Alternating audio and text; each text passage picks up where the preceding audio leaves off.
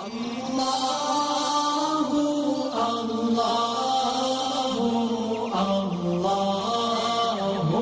Allah. العالمين والصلاة على أشرف الأنبياء والمرسلين سيدنا محمد خاتم النبيين صلى الله تعالى عليه وسلم. Through Allah's mercy and grace, we are at the 29th day of the month of Dhul Qa'dah. Today, Wednesday, is the 29th day of the month of Dhul Qa'dah, which means that according to the rules of our Islamic lunar calendar, we are to look for the crescent this evening. And if the crescent is seen, tonight will be the first night of Dhul Hijjah, and tomorrow the first day of Dhul Hijjah. But if the crescent is not seen, and it is more likely that it will not be seen, but we still have to look for it, then tonight will be the 30th night of Dhul Qa'dah, tomorrow the 30th day of Dhul Qa'dah, and then tomorrow night, Thursday night, will be the first night of Dhul Hijjah. Now, we need to bear in mind that the beloved Messenger Sallallahu Alaihi Wasallam has told us of the first 10 days of Dhul Hijjah. There are no days in which righteous action is more pleasing to Allah than these 10 days, the first 10 days of Dhul Hijjah. And then he said, Sallallahu Alaihi Wasallam, there are no days more pleasing to Allah to be worshipped therein than the 10 days of Dhul Hijjah, the first 10 days. And he has said, there are no days more meritorious in the sight of Allah and action therein more pleasing to Allah than these days, these first 10 days of the month of Dhul Hijjah, right? So let us bear that in mind. So the beloved Messenger Sallallahu Alaihi Wasallam in that hadith, transmitted by Al-Bayhaqi and others, he said, be abundant therein in tahleel, la ilaha illallah, and takbir, Allahu Akbar, and zikrullah, right? And then he spoke of fasting on these, well, the first 9 days, optional fasting, right? That fasting for one day from among these days is equivalent to fasting for a whole year. That is the reward that one gets. And then he spoke in another hadith that of fasting on the 9th of Dhul Hijjah, the last day before Eid al-Adha, which is called Yawm Arafah, which we expect is going to be Saturday, the 9th of July, right? That he is hopeful from Allah that he will expiate for the sins of the previous year as well as the sins of the coming year, right? So among the optional fasts in the year, this is the most highly recommended day of optional fast, the 9th of Dhul Hijjah. So we should strive our best not to avoid observing an optional fast on that day.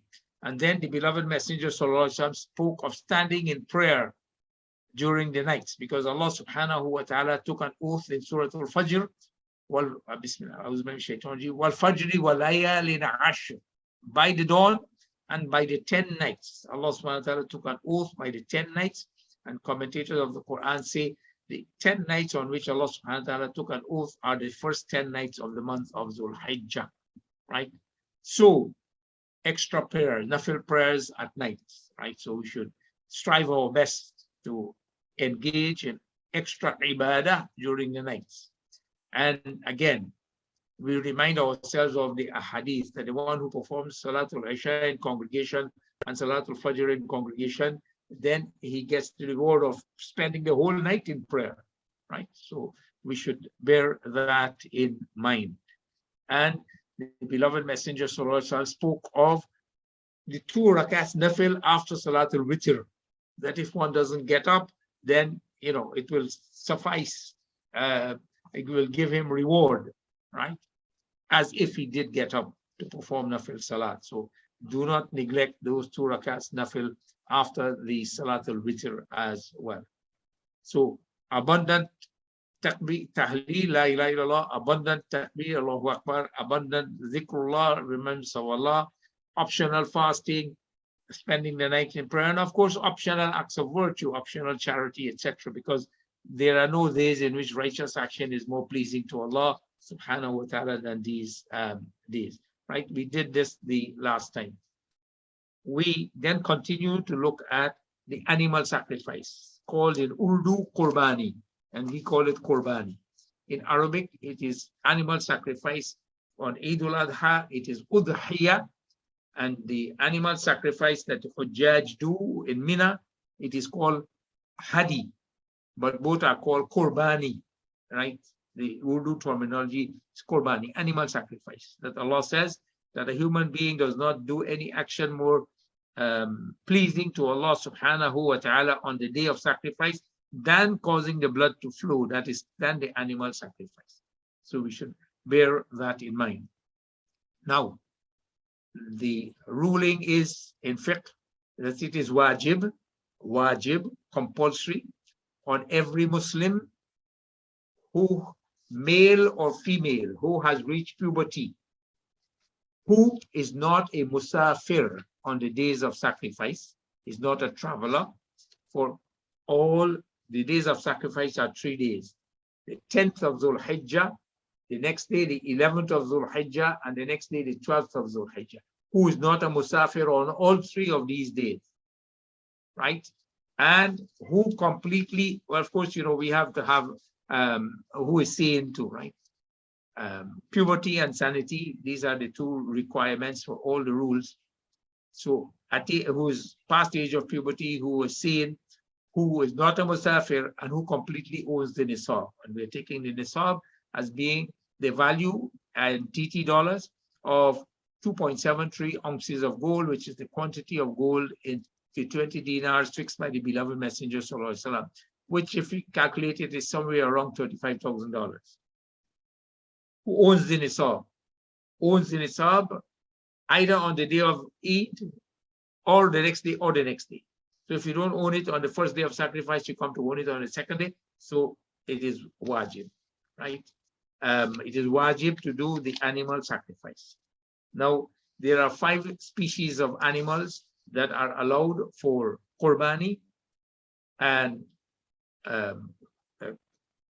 cattle, cows and bulls, right?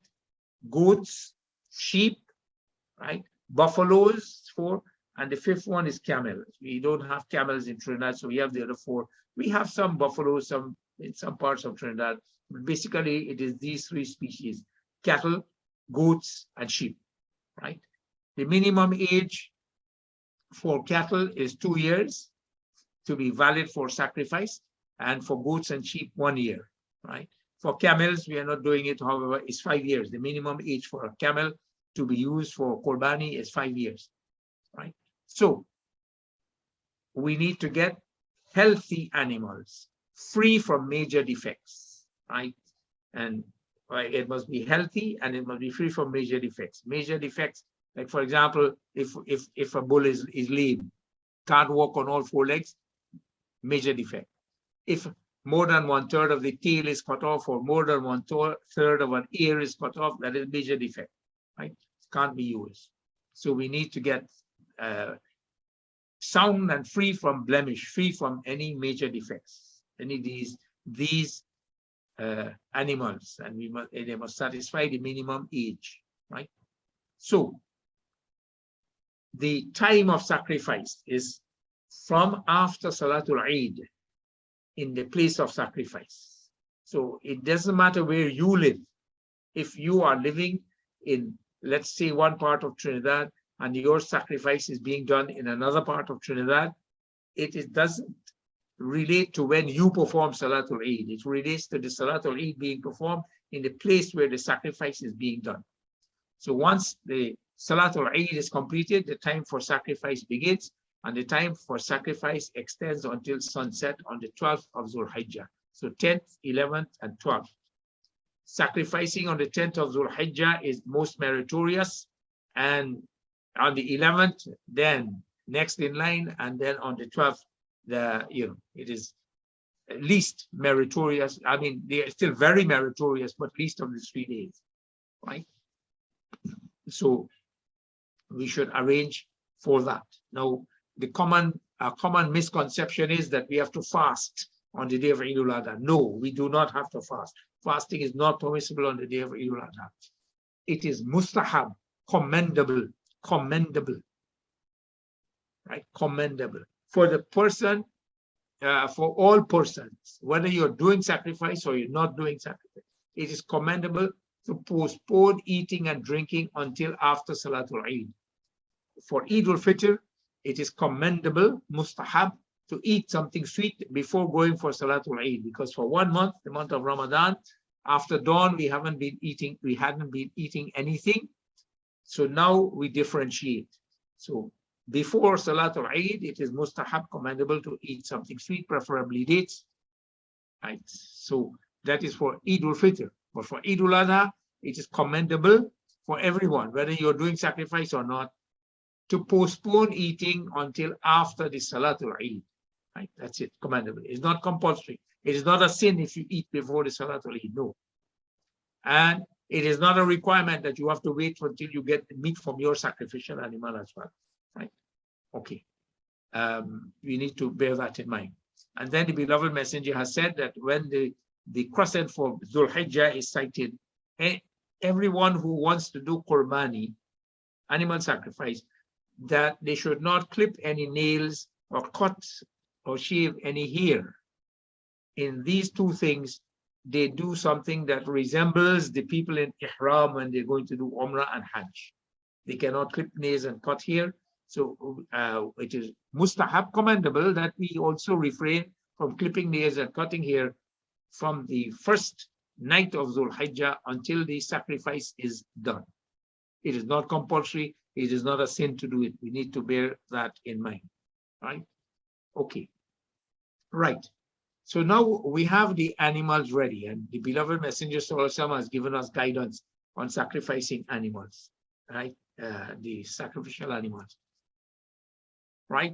An animal should not be sacrificed, slaughtered in the presence of other living animals. So when an animal is being slaughtered, other living animals should not be able to see this taking place.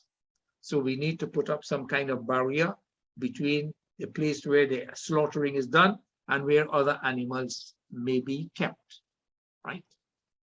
That the beloved Messenger Sallallahu Alaihi Wasallam has instructed that the instrument you're using for slaughtering should be very sharp, right? So we don't have, we have the neck of the animal and we have to rub the knife on the neck a number of times before it can cut. It must be so sharp that when you pull the knife one time, it cuts, right? And we have been told that we should not sacrifice hungry and thirsty animals. So it means we must give water and fodder to the animals on the morning of the sacrifice, so that the time when we're going for sacrifice them, they are not hungry and thirsty, right? Okay. So these are some instructions that we need to follow, right? Now, a goat or a sheep can be sacrificed on behalf of one person only, not more than one. But a cow or a bull may be sacrificed on behalf of up to 7 persons. It doesn't have to be 7, up to 7. It can be 3 or 4 or 5 or 6, right? So up to 7 persons. No one should have a share that is less than 1/7 in a cow or a bull, right? So we have the animals there, and we therefore go towards, slaughtering the animals, right? So we should put the animal down on the ground, facing the Qibla, facing the Qibla. Now, people ask, well, should the head be on this side or should the head be on that side? It depends on whether you're right-handed or left-handed. If you are going to slaughter and you have to hold the neck of the animal and slaughter, it means the head has to be on this side. If you are left-handed and you're going to slaughter with your left hand, then you need to hold the head and the neck with your right hand and slaughter with your left hand, so the head is going to be on this side. But it depends on that, right? So the animal is to be put on the ground, and we have persons who are going to help to hold the animal down, right? And then there are 5 things that are recited, 5 things that are recited before the actual slaughtering.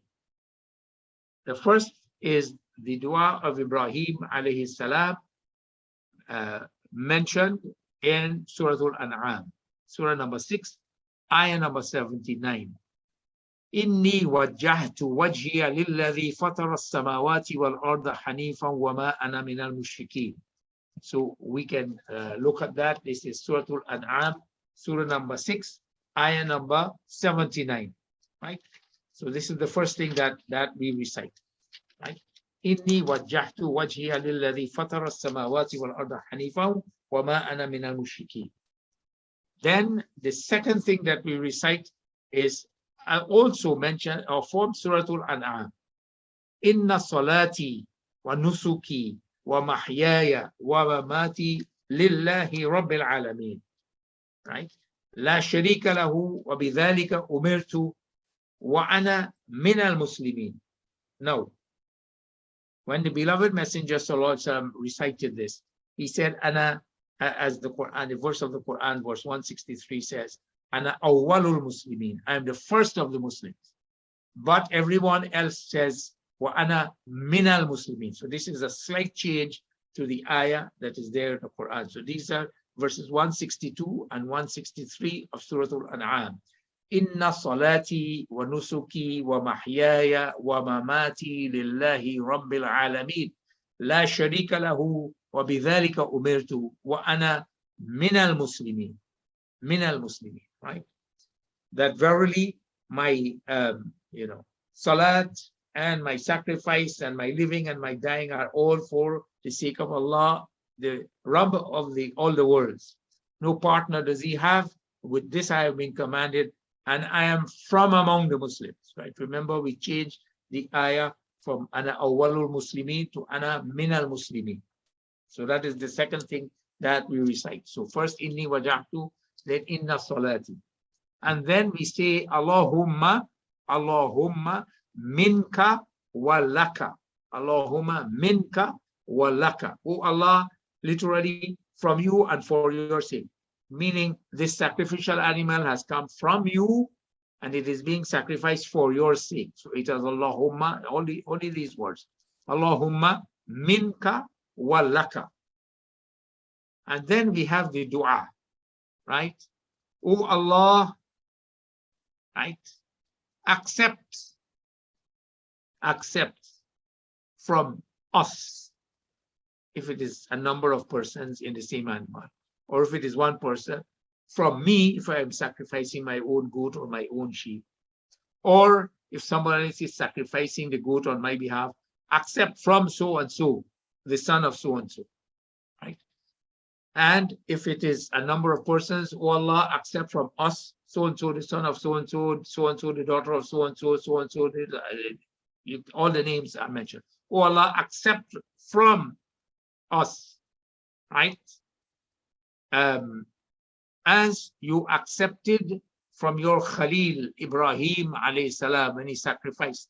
He was going to sacrifice his son. He thought that that is what Allah subhanahu wa ta'ala wanted him to do. And Allah subhanahu wa ta'ala gave him a sheep in place to sacrifice. So, oh Allah, accept from us, so and so and so and so and so, or mentioning the names, son of so and so and daughter of so and so, as you accepted from your Khalil Ibrahim alayhi salam, and from your Habib Muhammad sallallahu alayhi wasallam, right? So this is the fourth thing that we see.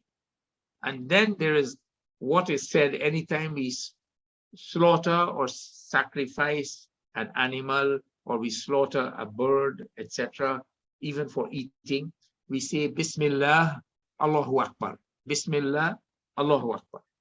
Now we have to say Bismillah, Allahu Akbar. If we don't say Bismillah, Allahu Akbar, and let's say we are slaughtering an animal for eating, then the meat will not be halal, right? Bismillah, Allahu Akbar.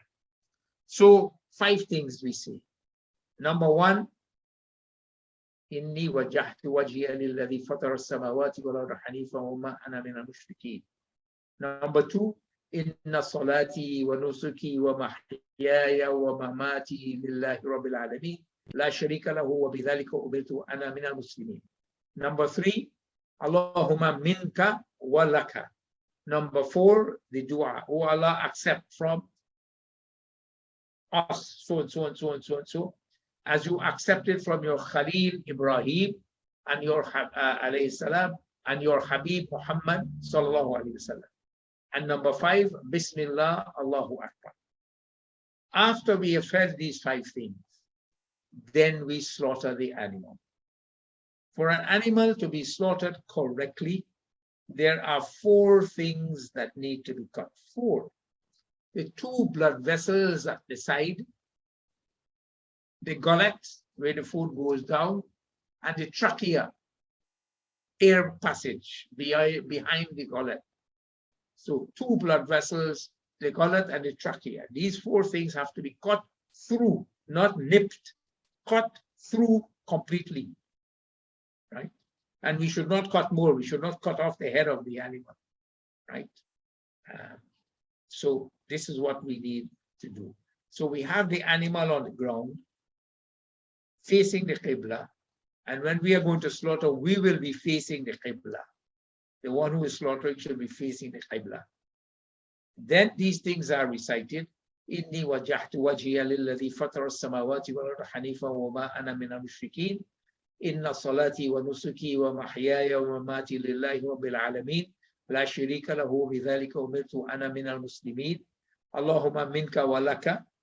Then, O Allah, taqabbal min, accept from these persons, as you accepted from your Khalil Ibrahim alayhi salam and your Habib Muhammad sallallahu alayhi wasallam. And then we say Bismillah, Allahu Akbar, and then we cut. So when we hold the head up and keep the neck stiff, we cut. And we should cut through the 2 main blood vessels at the side of the neck and the gullet and the trachea.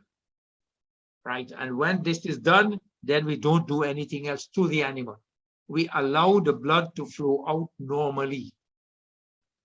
And when all the blood has flowed out and the animal becomes still, then we should begin with skinning the animal and cutting it up, etc. Not immediately. Now, there are some people who are in such a haste that they take a pike and push it into the spinal cord. That is, push it through the throat into the spinal cord and sever the spinal cord. If you do that, the animal will become still, paralyzed, it will become still immediately.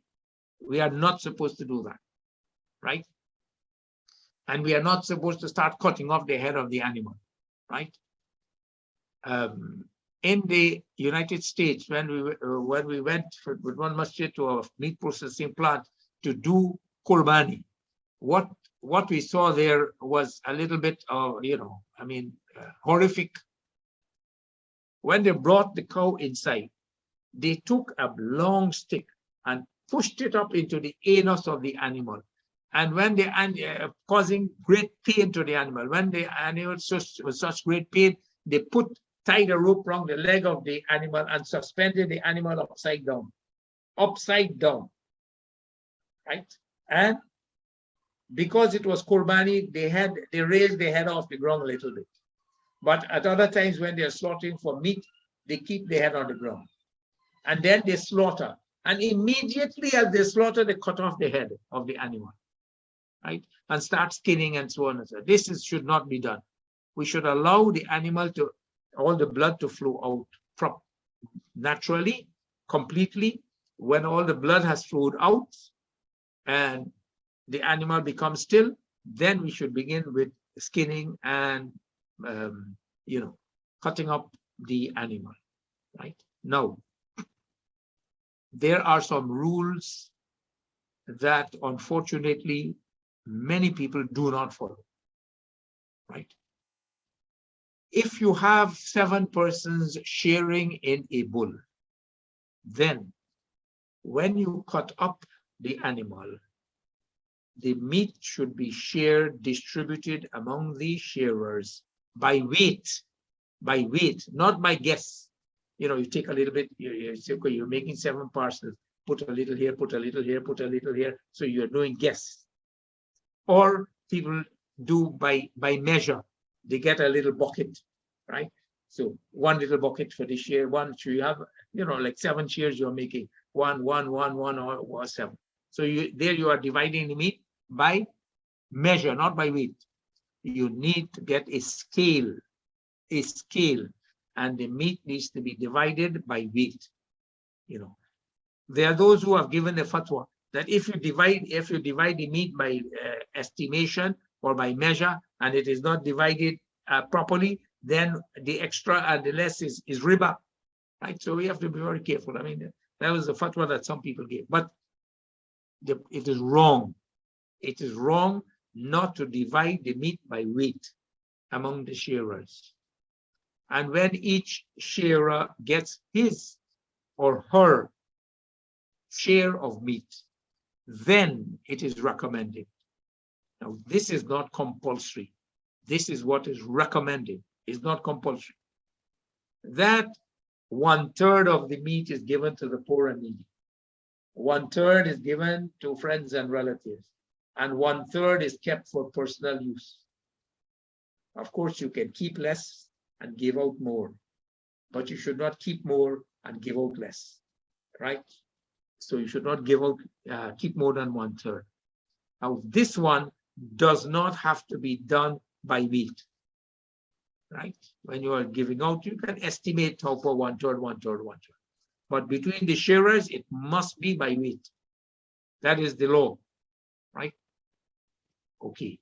So we have to be very careful about that we should distribute the meat by weight. Now, the meat of a sacrificial animal, the Qurbani animal, can be given to non-Muslims as well.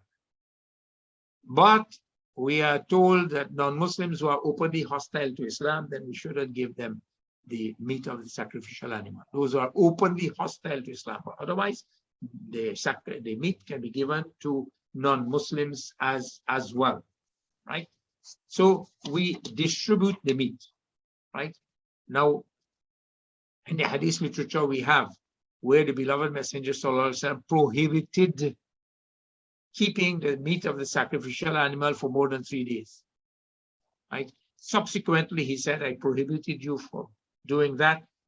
That was because there was a famine in Medina. And if you can only consume in 3 days, then of course you'll have to share the meat out more widely. But now you can eat and store as you wish. So you can keep the meat for any length of time, right? It doesn't have to be 3 days. Some people still have that old ruling of the 3 days, right? Okay. Nothing from the sacrificial animal should be given as wages. Now, in sacrificing the animal, we get, maybe we take the services of a butcher or some people to help, and we pay them. But no part of the animal should be part of their wages. So you can say, I will give you $200 and the head of the animal. No. You're giving the head as wages? No. You have to fix the wages separately. If you fix the wages separately and you want, as a gift, you want to give the head, no problem. But any part of the animal, you cannot use it as part of the wages of people who you employ. Next, we should not sell any part of the animal for profit, right? Whether it is the meat or whether it is the head or whether it is the heel, cow heel or whatever, it is not permissible to sell it for profit, right? If any part of the animal is being sold because of it needs to be, you don't use that. Like, for example, the skin. People who are in the leather industry, they require skins of cows and bulls. So the skins are sold to them. That money cannot be profit for the individual. It has to be put in the, let us say, the zakat account, right? It has to be put for sadaqah only, not for personal profit.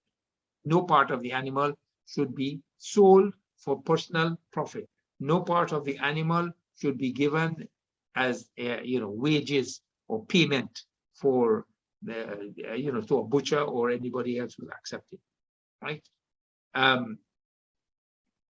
Right. If you had a rope that tied the bull or the cow, then that rope should be given as sadaqah as well.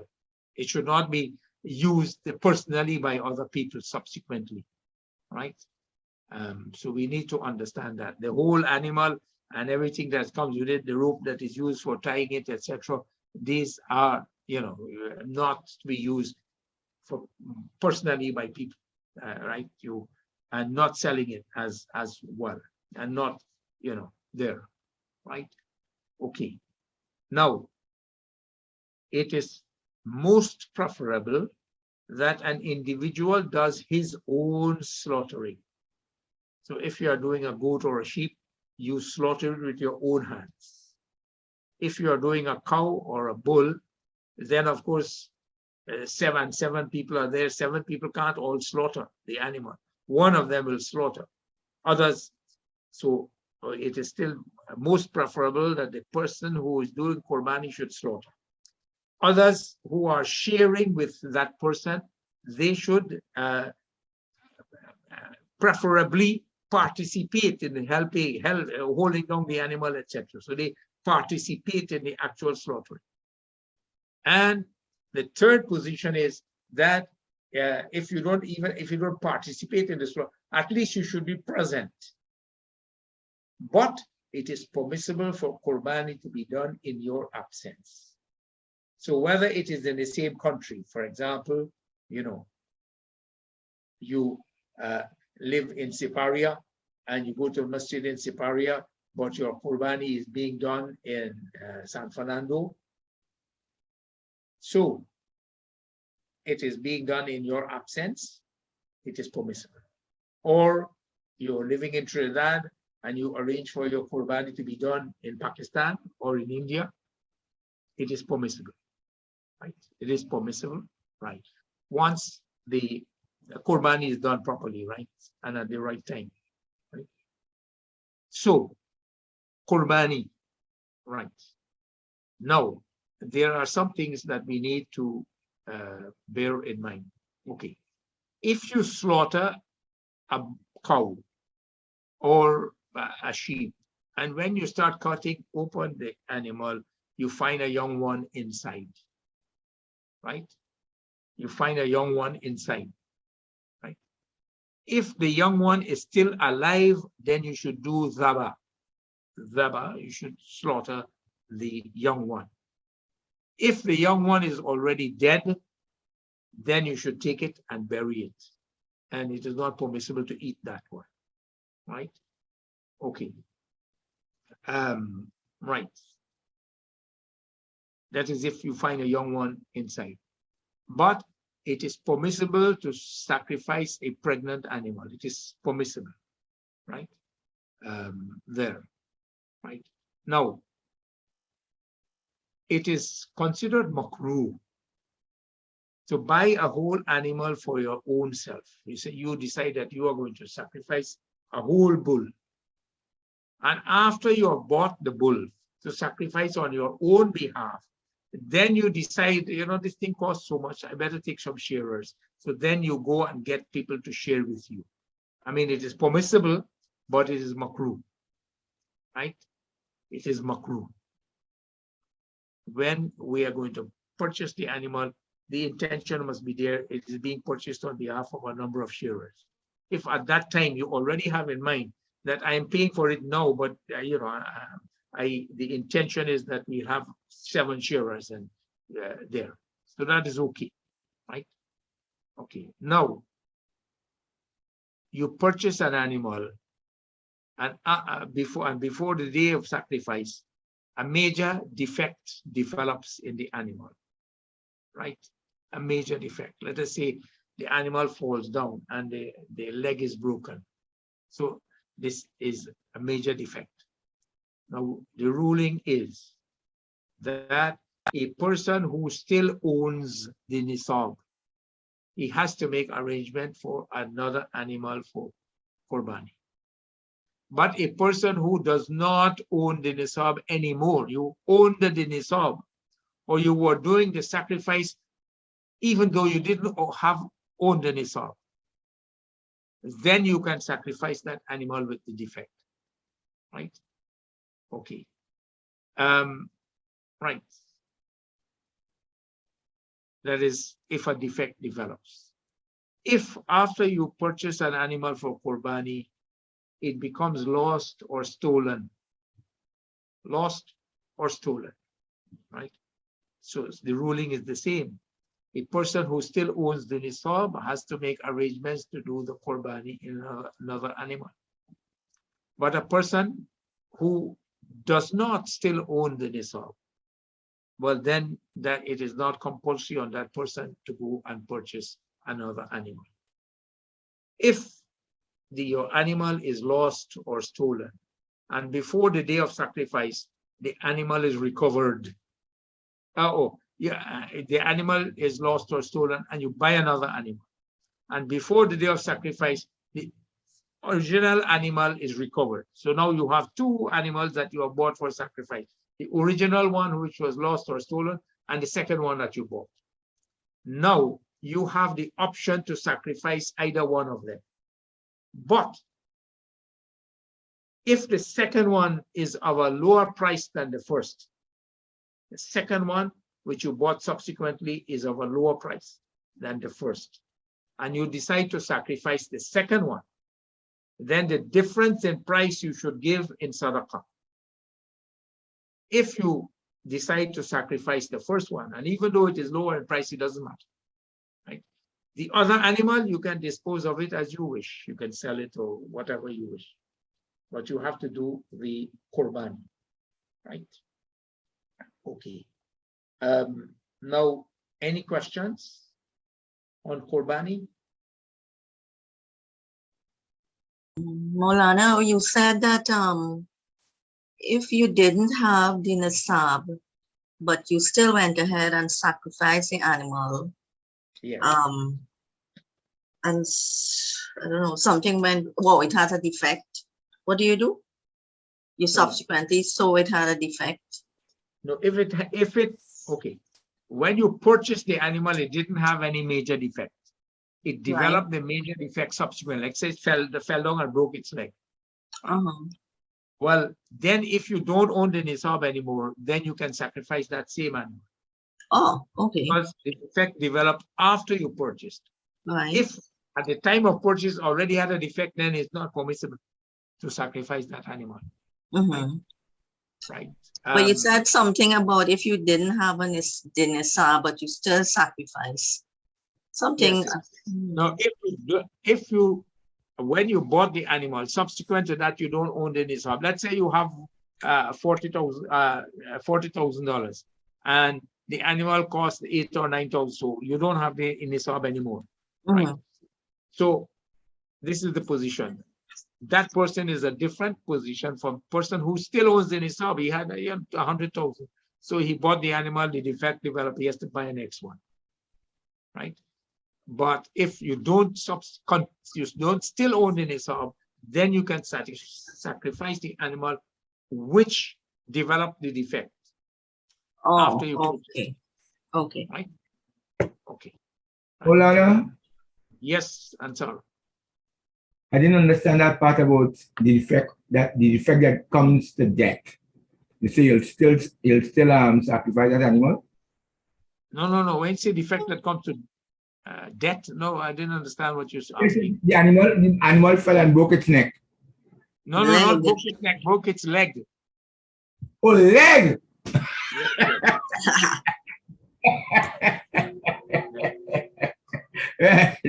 Okay, I thought I heard neck. I said break its neck. Where you gone? Thank you. Any other questions? Yes, Maulana, concerning the head and the feet and the internal organs. Yes. What is the ruling in terms of sharing? Okay. When you're sharing the animals, you should share it out among the shearers. And again, of course, a bull has 4 legs, right? Obviously, you can't divide 7 people. You can't divide. So you need to discuss among the shearers as well. Who's going to take this, or this person will take this instead of that. And then somebody says, I don't want any lungs. This one said, I don't want any liver. They can discuss among themselves how to share that out, right? But is that different from the weight of the other meat, or would that have to be included in the weight?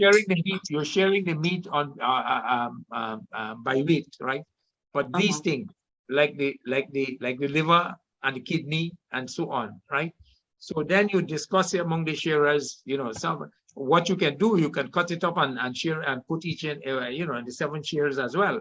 But there'll be Right. some people who don't want, he doesn't want any lung, he doesn't want any liver, or he doesn't want heart, right? Some people tell you that. Well, then, you're not giving them the share then, right? They say, well, give it to so and so, another sharer, right? That is. Yeah, but they're not getting more meat too. That's included in your weight. You're not giving meat. You're not giving meat in lieu of the liver. Oh, okay, good. For the share the liver equally, except for people who don't want liver. You're going to share the heart and the kidney equally, except for those who don't want heart or kidney. Right. Right. And about the four, the cow heels, of course, you will have to discuss, is it this one wants and this one doesn't want, and so on. Right? You have to share, right? And then, of course, you have the head. There's some people who don't want head, right? So you don't weigh the head and say, well, this is so much. No. You share the meat equally, and you decide among the sharers, what to do with the head, and so on, right? Okay. Now, parts of the animal that you are not going to be using, then you should bury it. Some people use intestines, they eat intestines, and some people don't. If you're not going to do it, then you should, dig a pit and bury it in there, right? Because this is a sacrificial animal that you have done, right? And parts of the animal that you're not using, you should bury it. Don't throw it away in the garbage, right?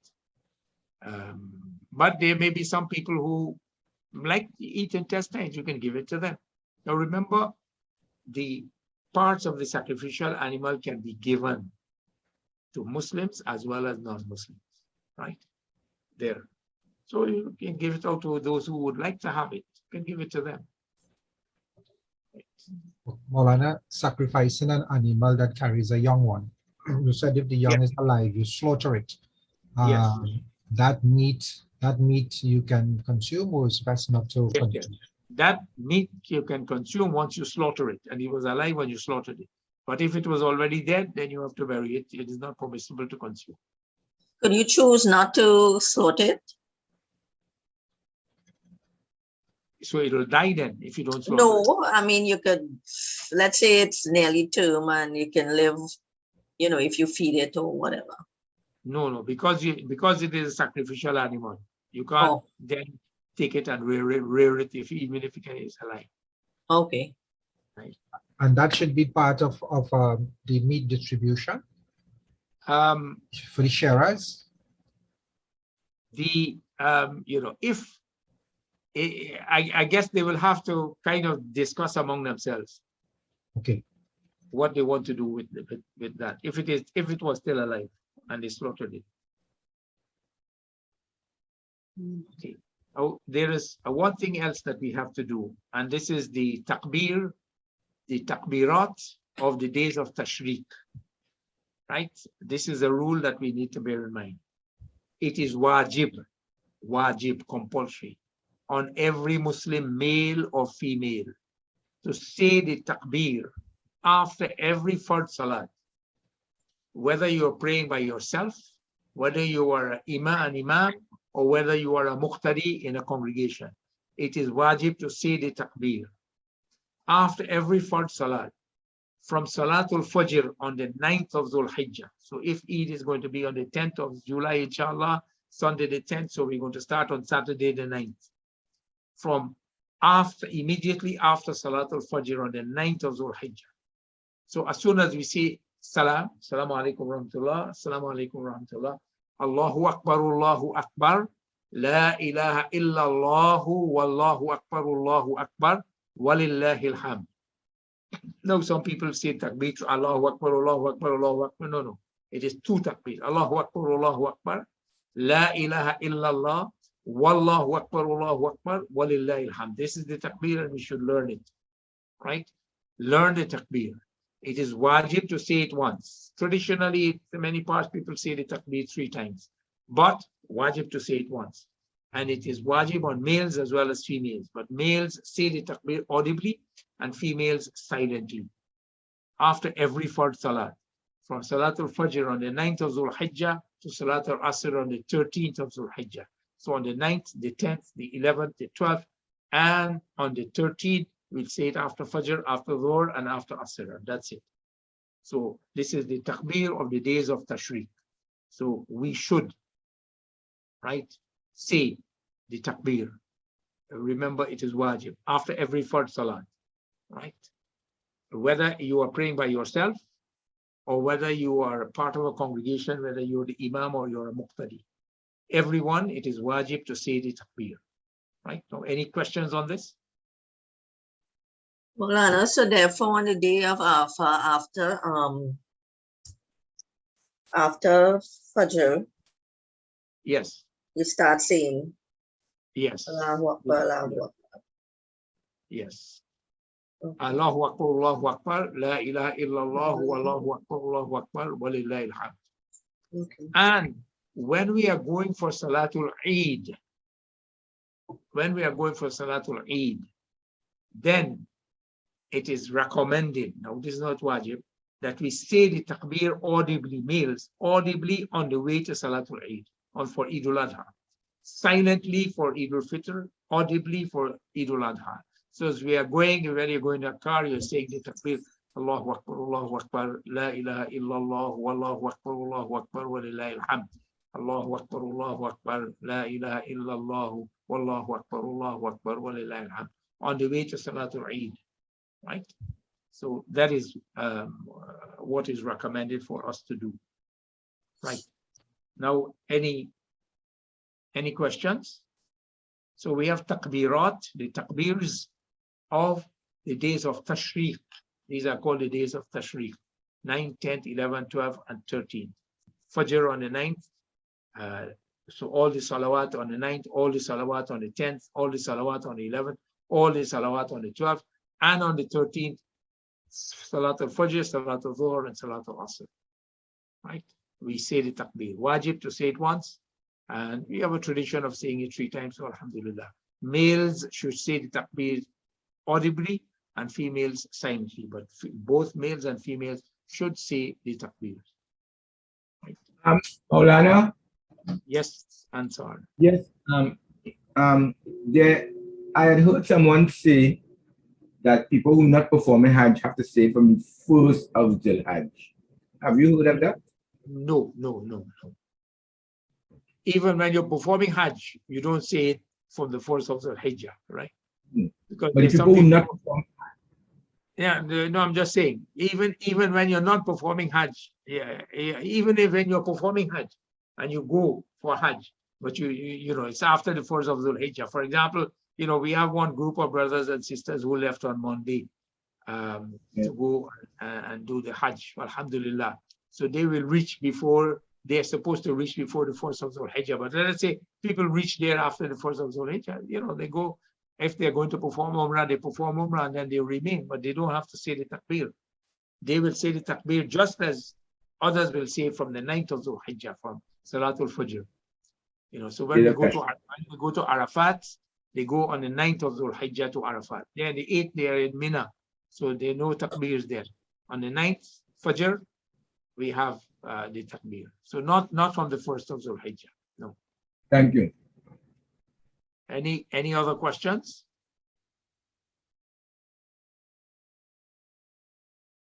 Okay. So let us prepare ourselves to take advantage of the very blessed time that Allah subhanahu wa ta'ala gives us in the first 10 days of Dhul Hijjah.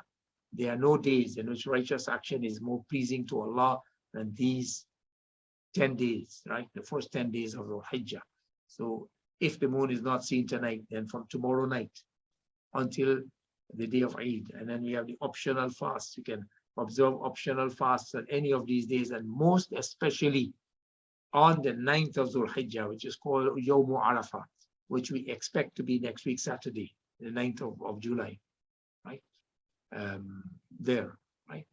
So even if we don't observe any other optional fast, then we should make it a point to observe that Nafil fast on the 9th of Dhul Hijjah next week, Saturday, provided the moon is not seen tonight. Right? Okay. And now it is not permissible to stay away from doing the Qurbani when it is wajib on you and take that money and give it in charity. If you think too many animals are being slaughtered, so I will give charity instead. No. If you give some charity, once your intention is there, you'll get reward of charity, but you'll be committing a sin, a grave sin, by neglecting the wajib, right? So we cannot stay away from doing the Qurbani and give charity instead. Now, if Qurbani is wajib on a person and that person doesn't do the Qurbani, it is a grave sin. But the obligation is there on him now to take the money that should have been used for Qurbani and give it in charity. It is a grave sin. He has to beg Allah for forgiveness for that sin. But he also now, the money has to be given in charity. He cannot keep the money and use it for himself. Right? So we cannot give charity in place, in lieu of the Qurbani. The Qurbani is a specific action and it should be done, right? And we don't say, well, I won't do Qurbani, I will fast for 3 days, right? If you fast for 3 days, inshallah, Allah subhanahu wa ta'ala may accept it and bless you. But the sin is there for the not doing the Qurbani, right? Okay, any other questions? Maulana, Yes. what about for people who send in their shares to places like Pakistan, India, faraway places, and they have to read, because of the time difference here, when you have to read Salah, you would find slaughter taking place before, in some places, before you read your Salah. Yes, there's nothing wrong with that. Once the slaughtering is taking place after the salat in that place. So let us say In the place, your sacrifice, Qurbani, is being done in India, and India is 9.5 hours ahead of us, right? So right. when they pray their salat, let's say they pray at 8 o'clock in the morning, it is not even yet midnight the night before for us, right? And after they pray the salat, they go and do the Qurbani. If Qurbani is valid, although we haven't even got up, prayed Salat al-Fajr yet on that day. It is right, not, and you yourself haven't prayed the Salah yet. no, it doesn't matter. It doesn't matter. Okay. Once the Salat has taken place in the place where the Qurbani is being done. Okay, it have nothing to do with you here then? No. Okay. Right. Okay, Jazakallah. Any other questions?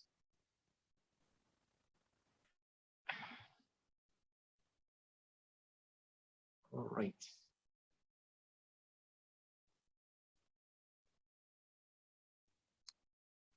Maulana, the takbir is Allahu Akbar, La ilaha illallah, Wallahu Akbar, walillahil hamd. Yes, that is the takbir. Okay. Maulana, you could do Qurbani on behalf of deceased parents or family? Yes. If you do Qurbani on behalf of deceased Muslims, then they will get, once Allah accepts it, they get the reward of it. Just like you do Hajj on behalf of deceased Muslims or Umrah on behalf of deceased Muslims, right? They will get the reward and blessings of it, right? Now, of course, all the rules of Qurbani will apply, the time of Qurbani, the days of sacrifice, and how to sacrifice, and all of those things. But there's one thing else that we need to bear in mind, right? The distribution of the meat, or sacrificial meat from an animal that was, the Qurbani was done on behalf of a deceased person. Once you are using your money to do Qurbani on behalf of a deceased person, you share the meat in the same way, 1/3, 1/3, 1/3. If, however, a person leaves an instruction that some part of his wealth should be kept and Qurbani done on his behalf. So if you are using the deceased person's money to do Qurbani on his behalf based on his instruction, then all that meat should be given to the poor and needy. You should not share it out to friends and relatives and not consume it. But if it is your money that you're using to do Qurbani, optional Qurbani on behalf of deceased persons, then you can share the meat in the normal way. 1/3, 1/3, 1/3.